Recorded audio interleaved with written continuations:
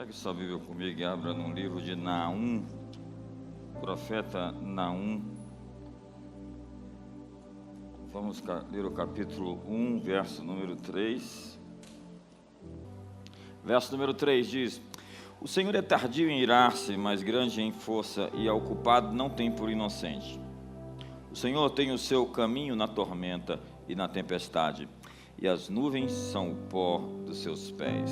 Vamos ler essa frase: o Senhor tem o seu caminho na tormenta e na tempestade. O Senhor tem o seu caminho na tempestade. Eu falei na semana passada que o fato de as nações tremerem, o mundo se abalar, é a evidência de que o velho está sendo removido para que o novo surja. Trata-se de juízos. O diabo não se manifesta senão quando é provocado. E ele está endemoniado, o diabo está endemoniado.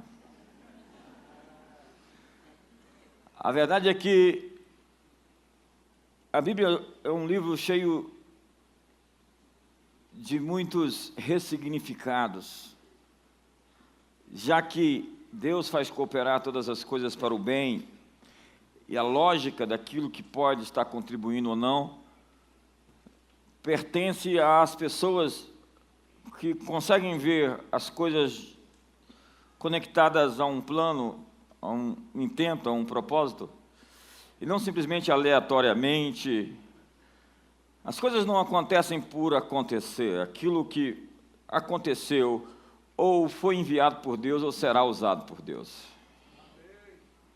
O apóstolo Paulo está andando alinhado com Deus em tudo que ele faz. Seu coração é de Deus, e tudo que ele fará, tudo que ele fizer, vai dar certo. Ele recebe uma profecia para não ir para Jerusalém. Se ele fosse, ia ser preso. Na verdade, o profeta não disse para ele não ir. Ele disse: se você for, você vai ser preso. E mesmo assim ele vai. Se ele ficasse, ia ficar bem. Ele ia pregar em outro lugar. Mas ele foi para Jerusalém, foi preso e foi parar na casa de César. Ou melhor, apelou para César, foi pregar em Roma e o evangelho avançou.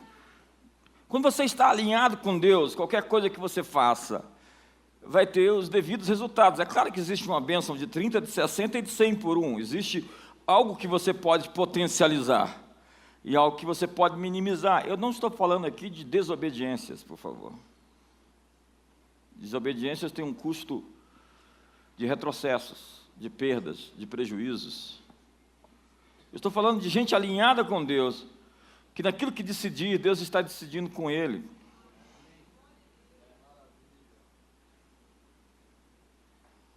Deus, por exemplo, não vai escolher a esposa que você vai casar.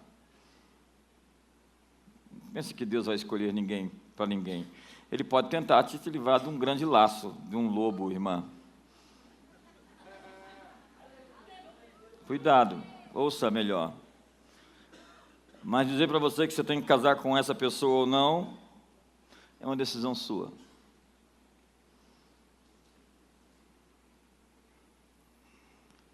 E é engraçado que as pessoas às vezes nos procuram querendo que nós tomemos a decisão por elas. Se der errado, o problema vai ser nosso. Se der certo, a bênção é deles.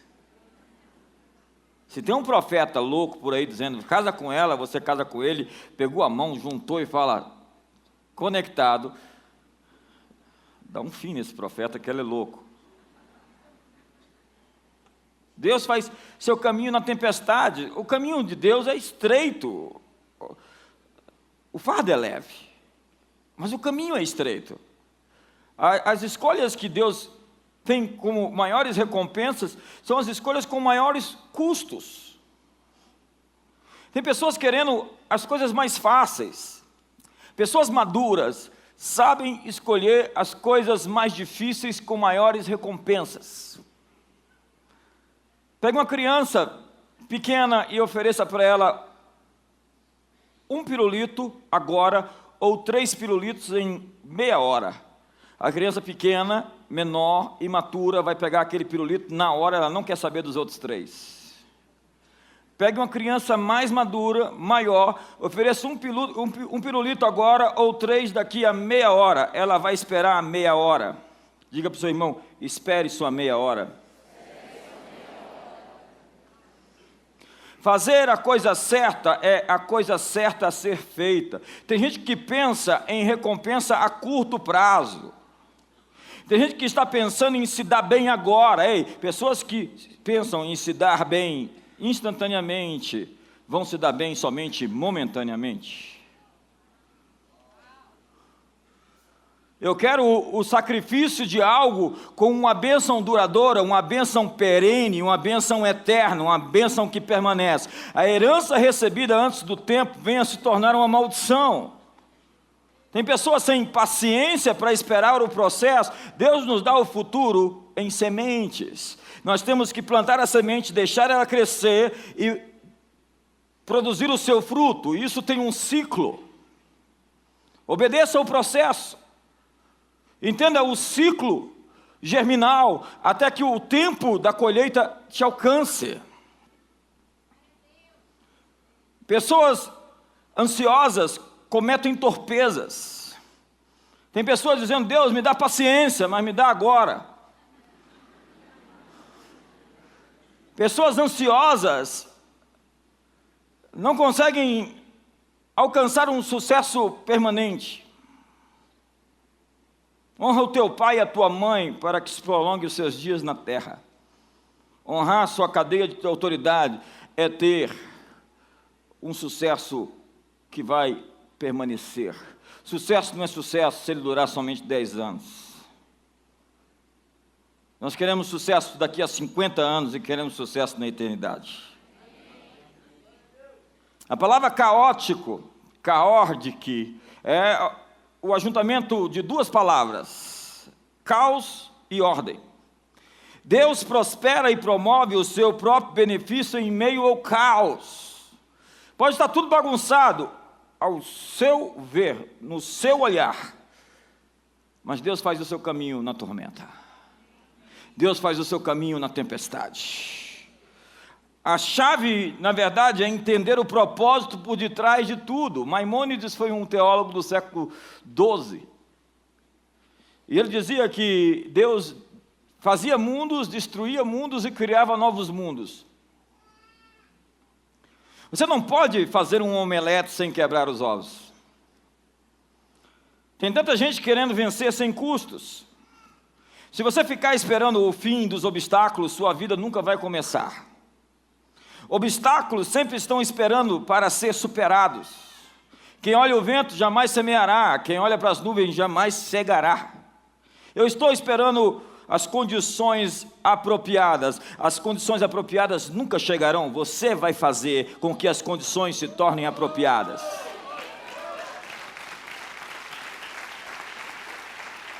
Todos desejam os céus, as alturas, mas não existem céus sem raios. Não existem céus sem relâmpagos. Não existem sucessos sem perigos. Tem gente querendo vencer sem riscos, e vencer sem riscos é triunfar sem glórias. Deus faz o seu caminho na tempestade. É preciso abrir as cortinas para ver o sol nascer. Chuck Yeager foi o homem que quebrou pela primeira vez a barreira do som e viveu. Outros tentaram antes, atingiram a velocidade e viam o avião trepidar, tremer, perdiam o controle e caíam. A experiência mostrava que aquilo não podia ser feito. Yeager, com 24 anos de idade, entrou num avião com 2 costelas quebradas e muita adrenalina no sangue. E ao atingir 1.200 km por hora, o avião começou a tremer, se despedaçar violentamente, quando ele inverteu os controles e conseguiu quebrar a barreira do som. Amigos, quando você está prestes a quebrar uma barreira, tudo começa a chacoalhar e se despedaçar. Se seu mundo está desmoronando, é bem possível que você esteja próximo de um novo nível de vitória. Ultrapassar barreiras e conquistar novos territórios exige momentos estremecedores. Se você precisa de uma nova vitória, isso exigirá um novo desafio. Quantos aqui não fogem de desafios? Quantos estão prontos para os próximos desafios? O objetivo da vida não é eliminar o conflito. Existe um lugar sem conflito. O nome dele é Campo da Esperança.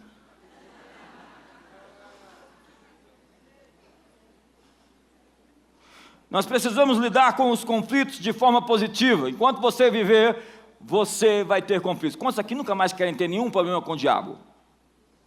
Levanta a mão, não. Se você levantar a mão, eu vou orar para você morrer agora. Sem solucionar os conflitos, nós nos destruiremos. O maior obstáculo para a resolução dos conflitos é o orgulho. O sucesso para qualquer negociação está em não responder de ímpeto às ofensas. É como se afastar e beliscar a si mesmo. Quando você estiver sendo provocado por alguém, se belisca. Ou morde a língua quando você vai falar bobagem.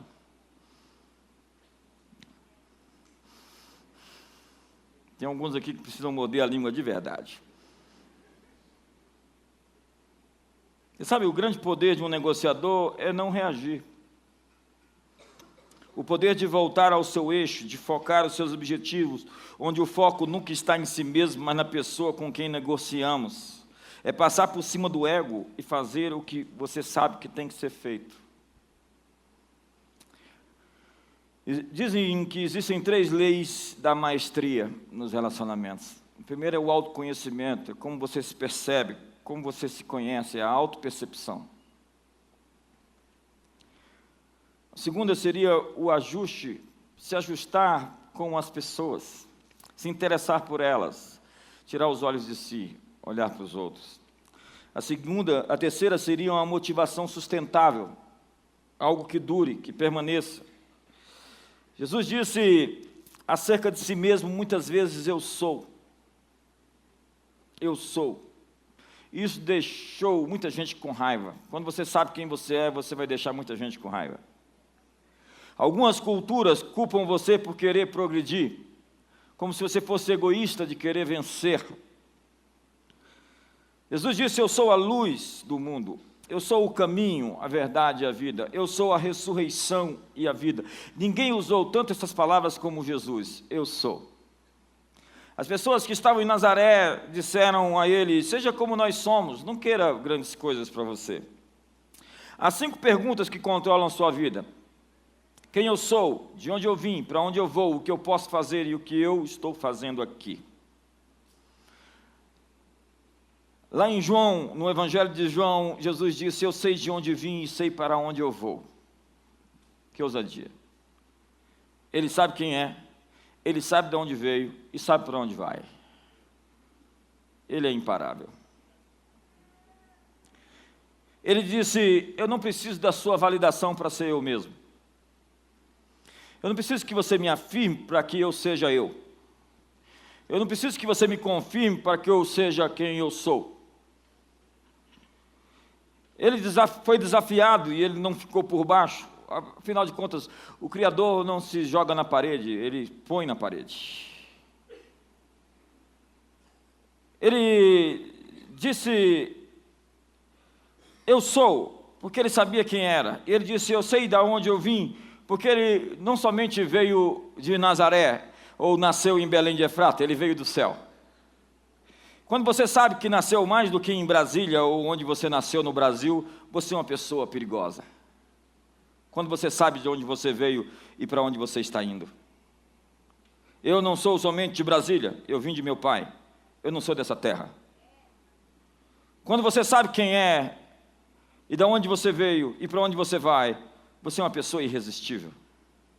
Jesus veio ao mundo para nos dizer quem nós somos. Descubra de onde você veio. Descubra quem você é. Quando você sabe quem você é, você estará salvo da opinião das pessoas. Tem gente que entra em crise na primeira crítica.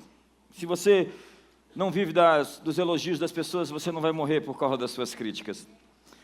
Tem gente que te ama de manhã e te odeia à tarde. Jesus foi amado e celebrado Ao entrar em Jerusalém, e depois 3 dias, eles estavam dizendo, crucifique e solte Barrabás. O ânimo das pessoas é uma experiência bipolar. Quando você sabe quem você é, você não se perde nos louvores e nem nas críticas. Um líder tem que lidar com a popularidade. E popularidade é quando as pessoas gostam de você. Felicidade é quando você gosta de você.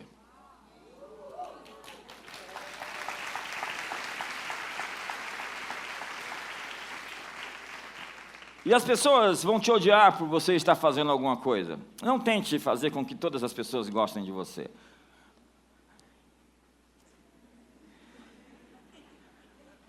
Eu, graças a Deus, não sou candidato, eu sou eleito.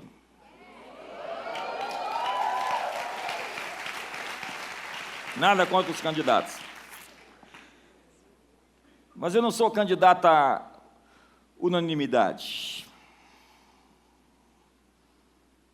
Tem gente que entra em depressão por causa de uma crítica. Veja a sua reação com relação a redes sociais. Você vai lá e recebe 20 elogios. Uma crítica te tira do eixo. Você, na verdade, tem que tirar essas pessoas do seu eixo, da sua órbita. Fechar portas é importante. Fechar portas para relacionamentos que só te afundam é importante. Portanto, se acostume com a rejeição. A crítica é sinal de que você está fazendo alguma coisa, de que você está se movendo. Observe os grandes líderes. Eles venceram a rejeição das pessoas. Pense em Moisés, quantas vezes ele ouviu não? Faraó, deixa meu povo ir. Não. Faraó, deixa meu povo ir. Não. Deus, eu vou lá de novo, vou levar um fora. Vai lá, leva 10 fora. Quantos querem aprender a levar um fora? Então procura a irmã no final do culto e conversa com ela. Não. Depois você vai lá e insiste de novo. Fala assim, diz o Senhor, deixa meu povo ir. Davi foi o sujeito mais rejeitado da Bíblia, somente perdeu para Jesus, que foi o mais rejeitado de todos os homens. Está lá em Isaías, o mais rejeitado. A pessoa mais rejeitada que consegue digerir, resolver-se por dentro com as rejeições das pessoas, é a pessoa mais poderosa. Davi foi rejeitado pelo seu pai, eram 7 irmãos, ele era o 8º. Tem mais alguém por aí? O pai, tem. Chama o menino, chama o ruivo. Foi rejeitado por Mical, a sua esposa, criticado por ele, dizendo que ele estava dançando e mostrando suas vergonhas. Foi rejeitado pelo seu rei, que queria matá-lo. Alguém já teve aqui o rei querendo te matar? Era Davi, o rei com a lança e perseguindo ele como um cão por 12 anos, anêmico. O ciúmes era uma leucemia no sangue de Saul contra Davi. Rejeitado pelos inimigos, os filisteus, que não quiseram levar ele para a guerra. Rejeitado pelos seus próprios soldados lá em Ziglag, quando ele foi assaltado, e levaram sua família, levaram seus bens, e os soldados queriam apedrejar Davi. Davi foi rejeitado por todo mundo. Se você quer ser um grande líder, aprenda a lição da rejeição.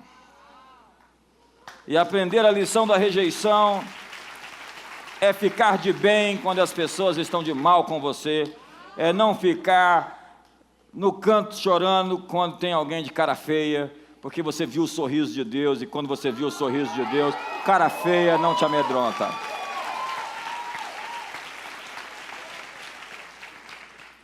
Quando você tem o favor de Deus, as pessoas querem ser suas amigas.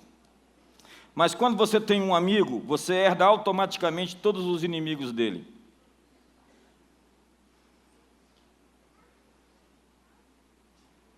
Estou deixando você pensar um pouco.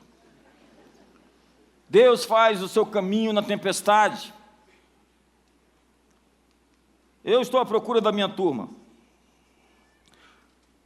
Há pessoas que nunca tiveram um sonho e que querem que ninguém alcance os seus. John Maxwell diz: Pessoas medianas não gostam de ver outras pessoas despontarem. A mediocridade deseja companhia. Ei, fica aqui com a gente. Voa não, voa não, voa não. Tem gente para quem o seu crime foi despontar, crescer, prosperar. Tem pessoas que pensam assim: você tem que ficar com medo porque eu estou com medo. A Bíblia diz que o povo que investigou a terra, infamaram a terra, dizendo: nós não podemos entrar, subir, voltemos ao Egito. E eles decidiram democraticamente não entrar na terra. Eles ouviram os pregadores de incredulidade. E há muitos por aí. Depois falou o Senhor a Moisés e Arão, dizendo: até quando sofrerei essa má congregação que murmura contra mim? Tem ouvido as murmurações dos filhos de Israel. Deus ouve murmuração também. Deus ouve oração e Deus ouve murmuração. Que murmuram contra mim, dizendo-lhes: vivo eu, diz o Senhor, que como falaste aos meus ouvidos, assim farei a vós outros. Será que o que você está dizendo, se Deus fizesse exatamente como você está falando, como seria a sua vida? Palavras são como retratos. Suas palavras darão longevidade a qualquer coisa que você decida discutir. As palavras mantêm coisas vivas. Se você fala de morte, é morte que vai se manifestar. Se você fala de doenças, é doença que vai aparecer. Se você vive falando de problemas, é eles que vão surgir, são eles. Não discuta aquilo que você quer que as pessoas se esqueçam. Palavras certas podem trazer saúde para um corpo. Diz Provérbios, capítulo 15, verso 4. A língua serena é árvore de vida, mas a perversa quebranta o espírito. Palavras agradáveis são como favo de mel, diz Provérbios 16, 24.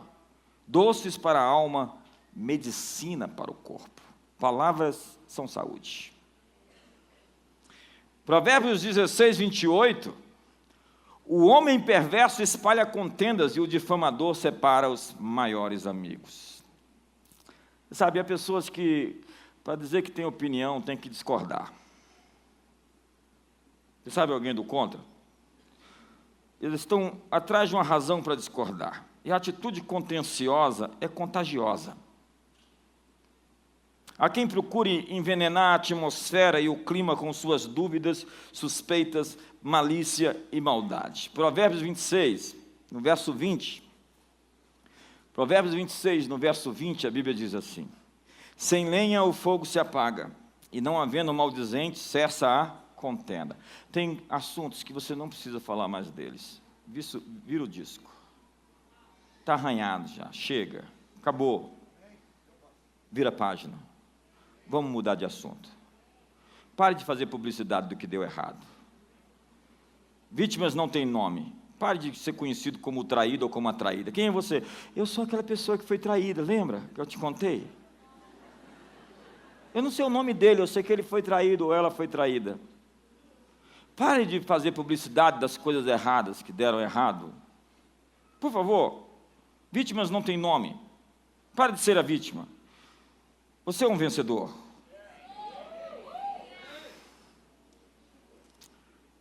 Entenda a lei do acordo.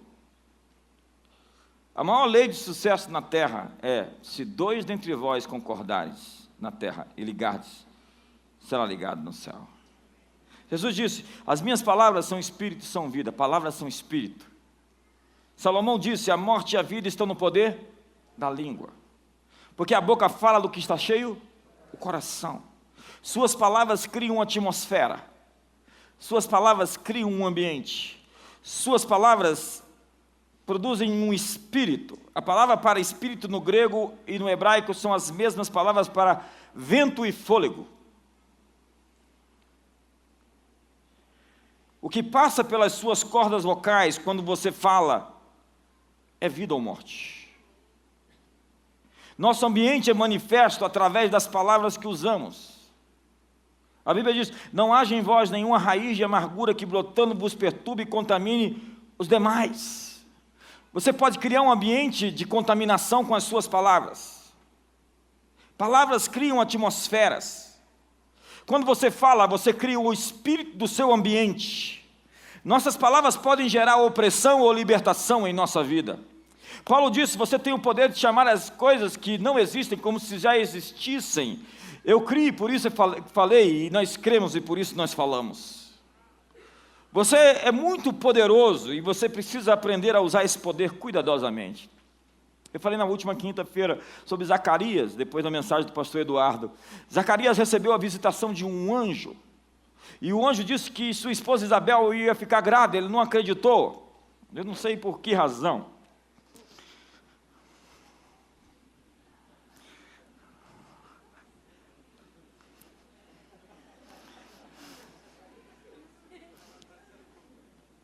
Mas, então, passando. Ele não acreditou naquilo que o anjo disse para ele. E para que ele não declarasse, depusesse contra a promessa que foi dada, ele ficou mudo. Deus deixou ele mudo. Amigos, se você encontrar com um anjo e ele te disser algo que a sua mente não acredita que é possível, simplesmente fique calado. Fique calado. Para de depor contra a promessa de Deus na sua vida. Para de falar contra o sonho que Deus tem para você. Simplesmente cale-se. Porque no momento em que você começa a falar contra o sonho, você começa a abortar seus sonhos.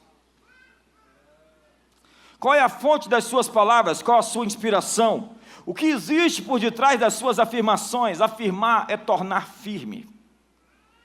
Deus faz o seu caminho na tempestade, no turbilhão das nossas emoções, dos nossos anseios, inseguranças e medos.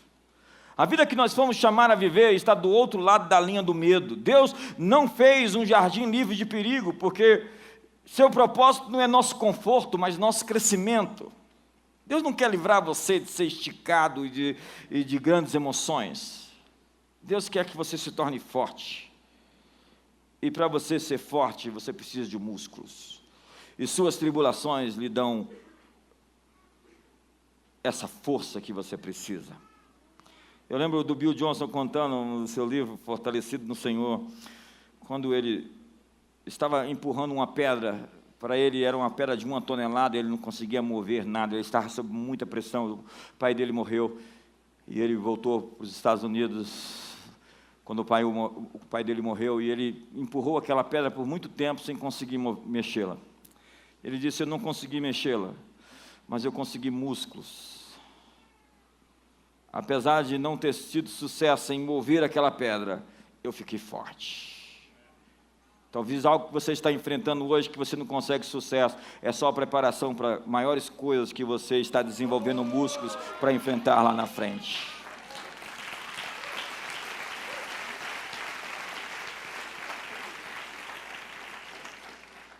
Você perdeu, foi só o treinamento para ganhar mais na frente. Às vezes você vai ter que lutar a mesma batalha mais de uma vez para vencer. Eu gosto disso. Às vezes você vai ter que lutar a mesma batalha mais de uma vez para vencer. Você foi lá, jogou as redes e não trouxe peixe. Deus está dizendo, vai lá mais fundo, vai lá outra vez, lança de novo, porque dessa vez vai ter peixe. Não importa o que tenha conseguido, há sempre algo mais, sempre uma fronteira nova a ser explorada. Hoje há tantas pessoas que disfarçam o seu medo. Há pessoas que trabalham duro para rejeitar os outros antes que elas possam ser rejeitadas. Tem pessoas que não têm relacionamentos profundos porque ela tem medo de ser rejeitada. Há pessoas tomadas de medo que resolveram ficar no outro lado da margem da terra. Os gigantes são muito poderosos, eu não quero esse negócio de terra prometida.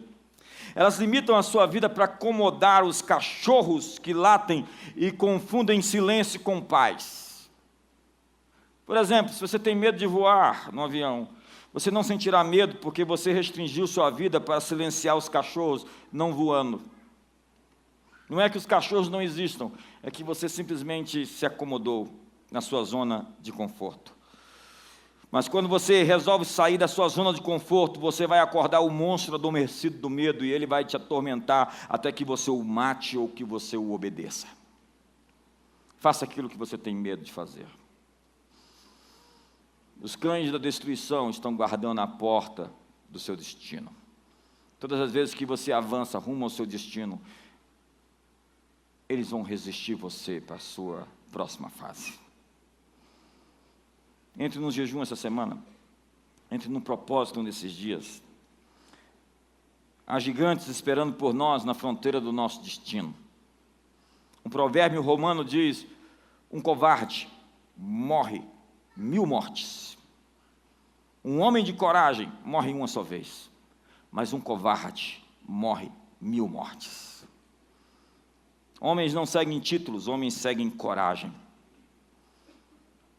Mas grandes abismos não podem ser cruzados em 2 saltos. Simplesmente dê o salto. Nossa fé pode mover montanhas, mas nosso medo pode criar uma montanha. Deus não está preparando uma bênção para você, Deus está preparando você para uma bênção. Confie em Deus para o tempo certo. Abacuque diz: ainda que a visão demore, espere, pois ela se cumprirá. Eu tenho promessas de 30 anos atrás. O filho pródigo foi vencido pela impaciência.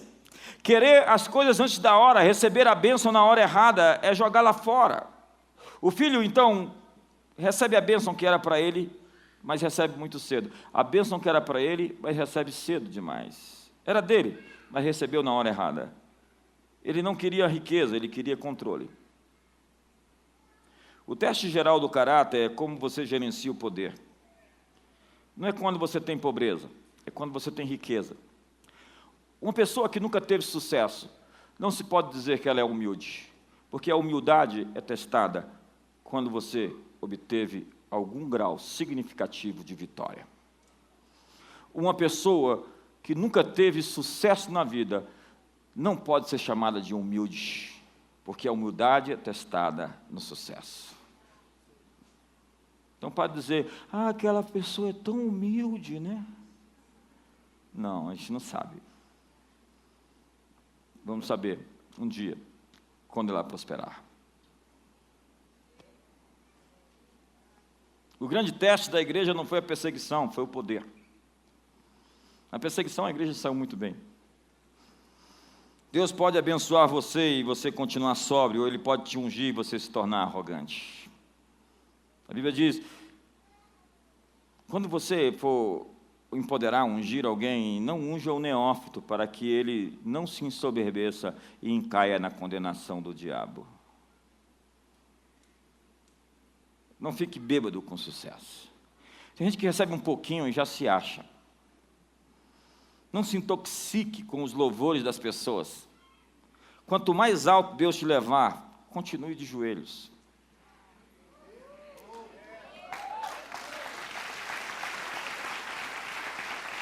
Tem gente querendo receber uma bênção que ele não consegue suportar o peso dela.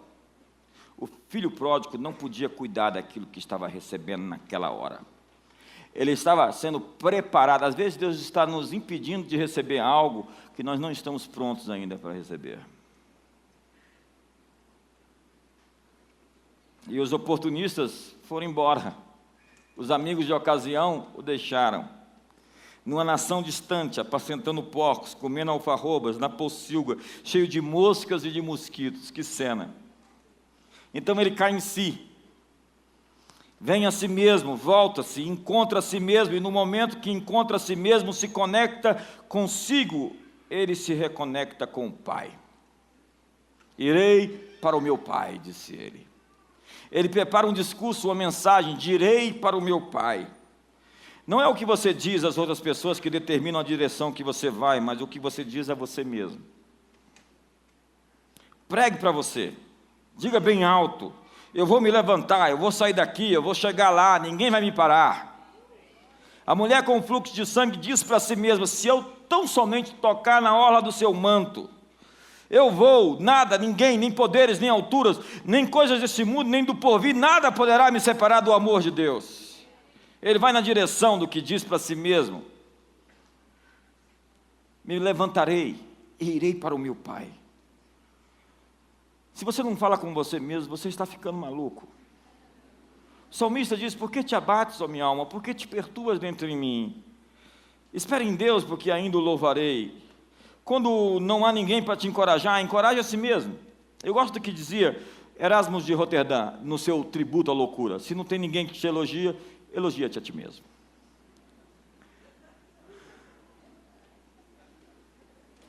Irei para o meu Pai.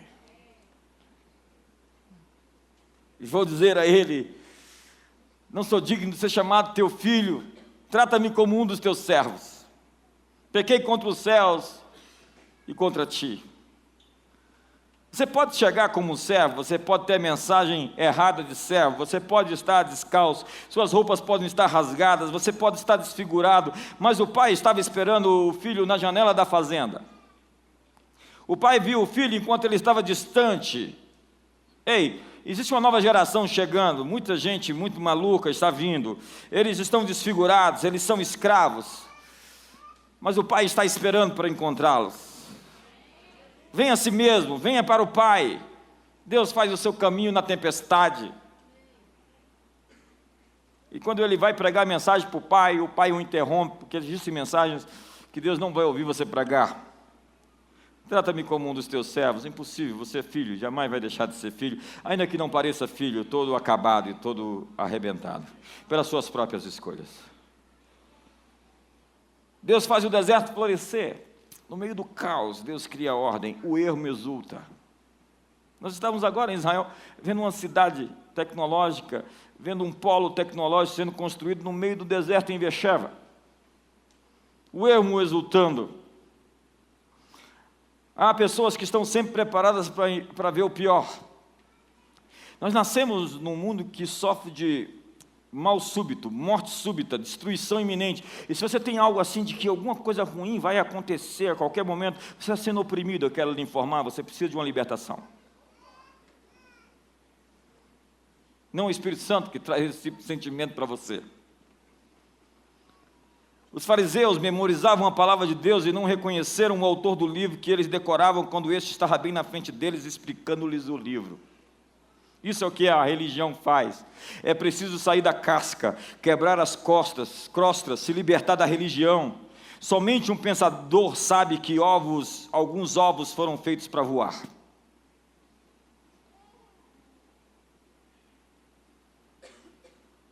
Nesses últimos dias, a luz e a escuridão estão aumentando. Mas as trevas não estão se manifestando porque querem. Elas estão sendo forçadas a saírem.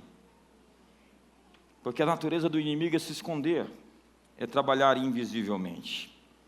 Quando o inimigo fica em evidência é porque ele foi forçado a se expor.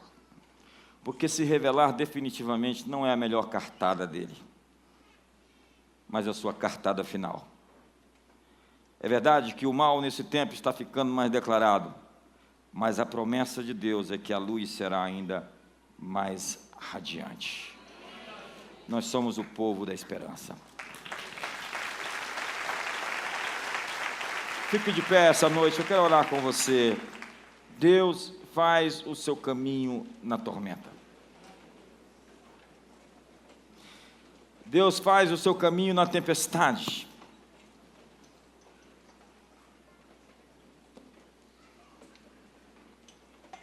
O que nós estamos fazendo aqui?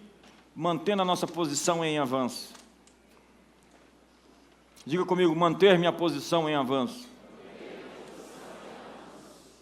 Você não mantém a sua posição, homem, quando você sai de casa ou fala para sua esposa que vai se divorciar dela. Para com essa conversa fiada. Essa não é uma opção. Eu tenho um problema com playboys de 30, 40 anos, homens já maduros, feitos, que querem parecer adolescentes. Já viu um cara com 30, 40 anos parecendo um adolescente? Tem coisa mais ridícula que essa? Querendo se divertir com as irmãs. Essa igreja aqui não é lugar para você.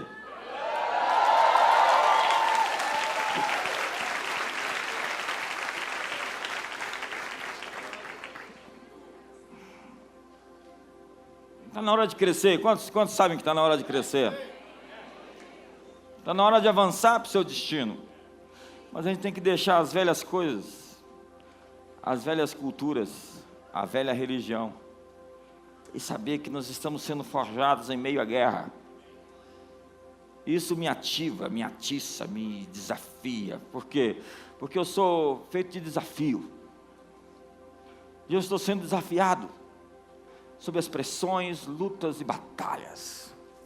Eu estava hoje em casa e eu falei com Deus que eu queria a restituição de 2 coisas nesse mês.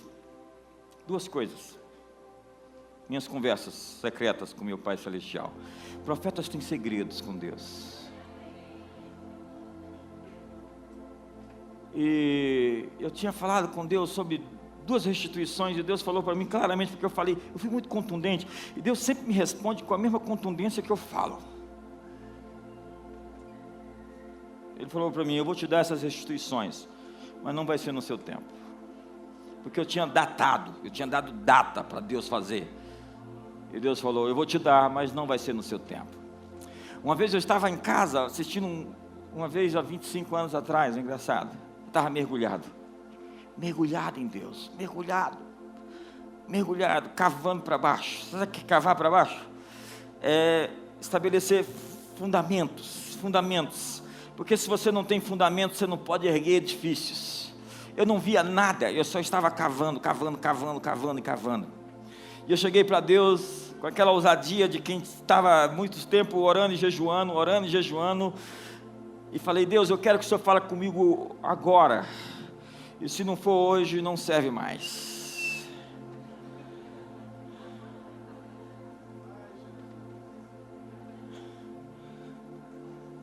Então eu estava ali em casa e estava vendo uma fita, e Deus, durante a fita, falou comigo algo. E eu vi que Deus falou comigo. E uma semana depois eu lembrei daquilo que eu tinha visto, e Deus me falou com a mesma contundência. Você pediu para eu falar com você naquele momento, e eu falei com você, só que eu dou discernimento quando eu quero.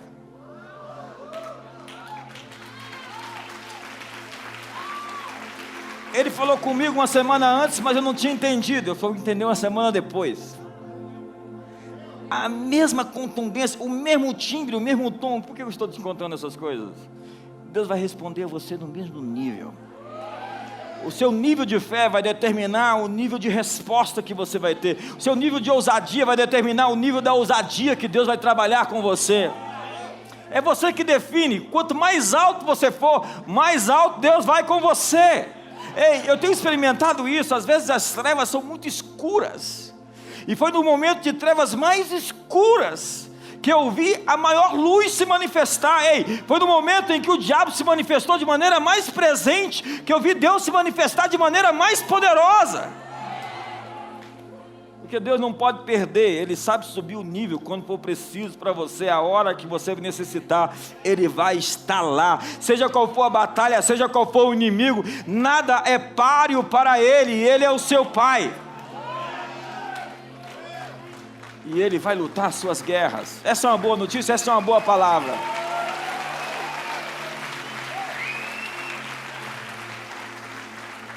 Portanto, eu vou te dar a restituição, mas não vai ser no seu tempo.